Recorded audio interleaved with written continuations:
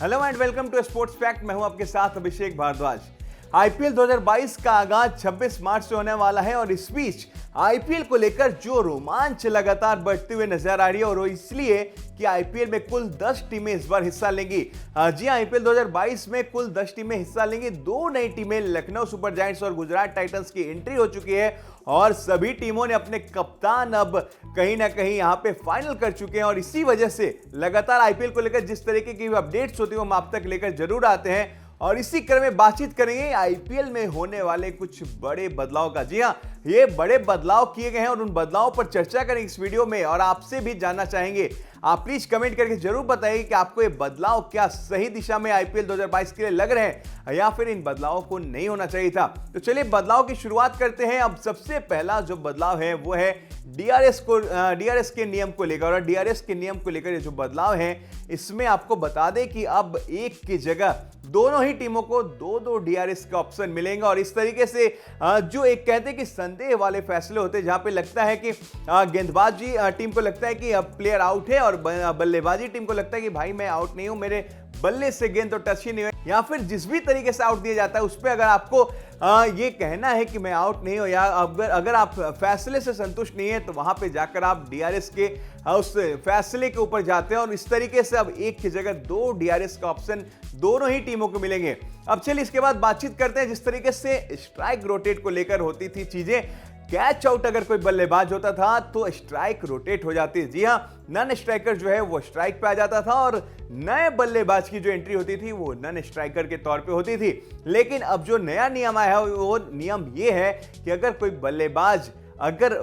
Catch out होता है तो वो बल्लेबाज आउट होकर पवेलियन लौटेगा और जो नए बल्लेबाज की एंट्री होगी वो स्ट्राइक के तौर पे होगी। वो बल्लेबाज आकर स्ट्राइक संभालेगा और नन स्ट्राइक पे जो बल्लेबाज पहले से था वो नन स्ट्राइक पे ही रहेगा। और इसीलिए आपको बता दें कि जिस तरीके से ये नियम में बदलाव किए गए हैं ये कहीं ना कहीं सही भी है और जिस तरीके से अगर ओवर की बात करेंगे तो अगर ओवर की आखिरी गेंद पर अगर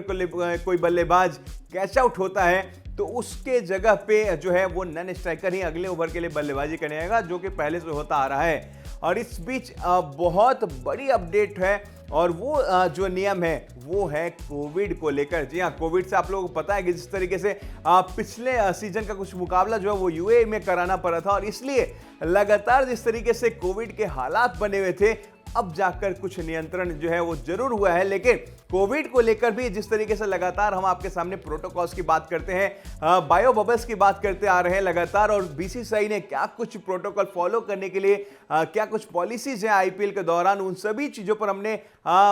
वक्त पे आपको जानकारी देने के जो है वो काम किया है। लेकिन इस वीडियो में आपको बता दें कि कोविड को लेकर जो नए नियम आए हैं उस कोविड नियम में यह सामने निकल कर आया है कि अगर कोई खिलाड़ी जी हां, अगर कोई खिलाड़ी किसी टीम का कोविड पॉजिटिव होता है तो उस मुकाबले को आगे रिशेड्यूल किया जाएगा। यानी कि कोई मुकाबला मान लीजिए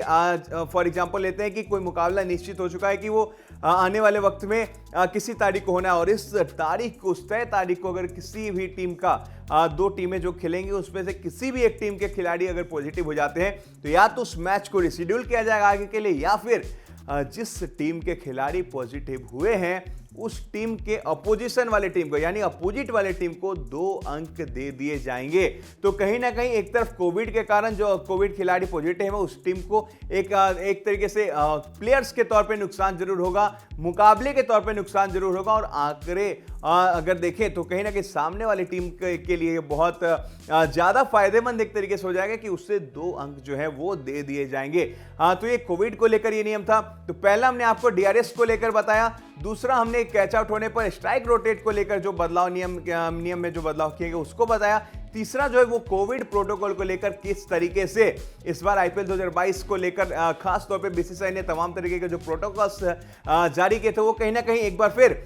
मेलबोर्न क्रिकेट क्लब की तरफ से, जी हाँ, ये क्रिकेट के कानूनी पहलुओं का जो है वो संरक्षण के तौर पे इसे इस क्लब को माना जाता है। उसने जो सुझाव दिए बीसीसीआई को, बीसीसीआई ने उसी सुझावों पर अमल करने की कोशिश की है और इसी क्रम में ये सारे जो नियम है वो बदलाव किए गए हैं। अब चलिए आखिरी जो नियम है उस पर बातचीत कर लेते हैं। आखिरी नियम जो है वो है सुपर ओवर को लेकर। जी आपको पता है कि जिस तरीके से मुकाबले टाई हो जाते थे, चाहे वो प्लेऑफ मुकाबले हो या फाइनल के मुकाबले हो, अगर कोई भी मुकाबला अब टाई होगा तो सुपर ओवर से पहले तो हल निकालने की कोशिश होती थी,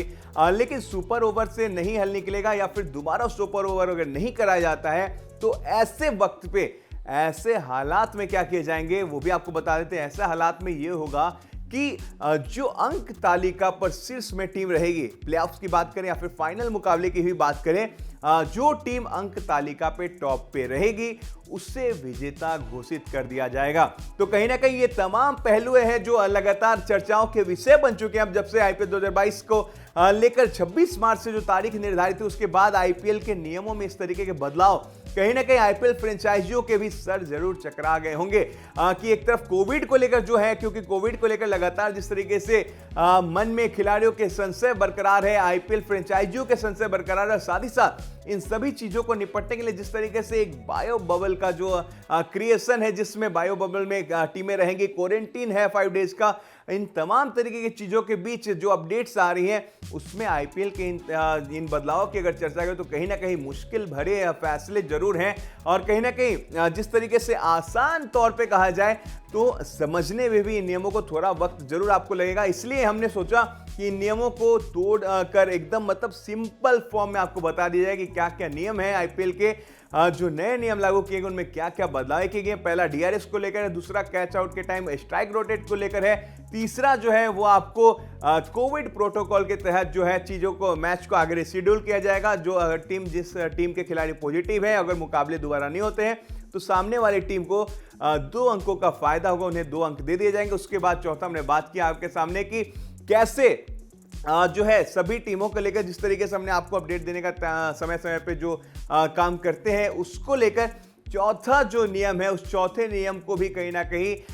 बहुत ही बड़ा फैसला के तौर पे देखा जाता है। और इस बड़े फैसले के तौर पे अगर इसको देखें तो जाहिर सी बात है, क्योंकि अगर सुपर ओवर से फैसला निकल कर नहीं आता है तो अंक तालिका पर जो टॉप पे टीम रहेगी उससे जीत उसे विजेता घोषित कर दी जाएगी। तो बहुत बड़ा ये बदलाव है आईपीएल को लेकर, जिस तरीके से तमाम जो नियम में बदलाव किए गए थे। आपको इस नियम पर क्या कहना है, आपको इन बदलावों पर क्या कहना है, क्या आप इन बदलावों से संतुष्ट हैं या फिर ऐसे बदलाव होने चाहिए थे या नहीं होने चाहिए थे? आपको जो कुछ भी कहना है आप कमेंट बॉक्स में जरूर बताइएगा। और साथ ही साथ अगर ये वीडियो आपको अच्छी लगे तो प्लीज चैनल को लाइक शेयर सब्सक्राइब करना मत भूलिएगा और साथ ही साथ नोटिफिकेशन के लिए बेल आइकन को भी प्रेस करें।